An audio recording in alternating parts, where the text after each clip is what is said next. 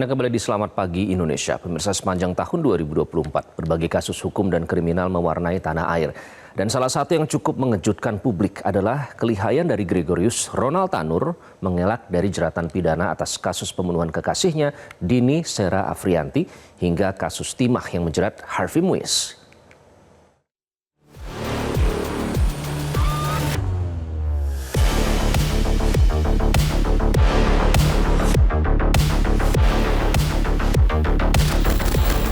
Sepanjang tahun 2024, berbagai kasus hukum dan kriminal mewarnai tanah air.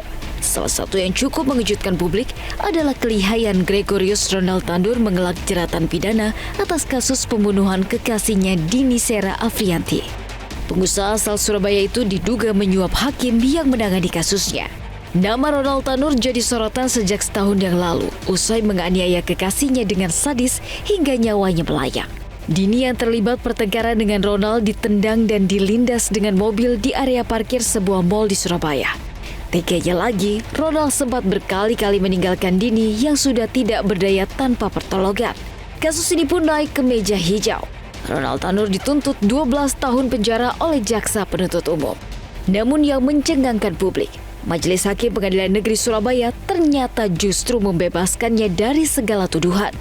Bukti-bukti kunci seperti rekaman CCTV dan hasil visum rupanya tidak menjadi rujukan Hakim Erin Tuadamanik, Mangapul dan Heri Hanindyo dalam memutus perkara ini.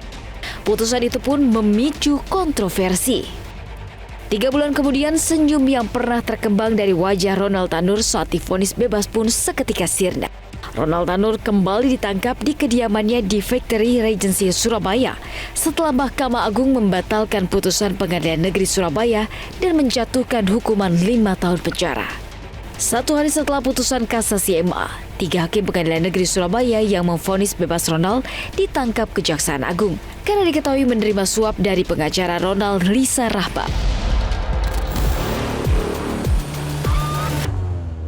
Yang tak kalah bikin geleng-geleng kepala ialah kasus Harvey Muiz. Suami artis Sandra Dewi harus mendekam di jeruji besi setelah menjadi pesakitan dalam perkara dugaan korupsi tata niaga komoditas timah. Ia juga diduga melakukan tindak pidana pencucian uang. Harvey disebut kong kali kong dengan 21 terdakwa lainnya termasuk Crazy Rich Pantai Indah Kapuk Helena Lim terkait proses pemurnian timah yang ditambang secara ilegal dari wilayah tambang PT Timah. Harvey akhirnya divonis 6,5 tahun penjara serta kewajiban membayar uang pengganti senilai 210 miliar. Selain itu, kasus hukum yang menimpa guru honorer Supriyani juga menyita perhatian luas. Kasus Supriyani bermula pada 24 April 2024 ketika Aibda Wibowo Hashim, seorang anggota kepolisian yang merupakan orang tua siswa kelas 1 SDN 4 Baito, melaporkan Supriyani ke Polsek Baito dengan tuduhan penganiayaan. Pada 16 Oktober 2024, Supriyani ditangkap Kejaksaan Negeri Konawe Selatan dan ditahan di Lapas Perempuan Kendari.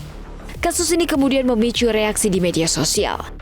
Meski akhirnya guru Supriyani divonis bebas oleh Majelis Hakim Pengadilan Negeri Andolo, Kabupaten Konawe Selatan setelah terbukti tidak bersalah. Jelajahi cara baru mendapatkan informasi. Download Metro TV Extend sekarang.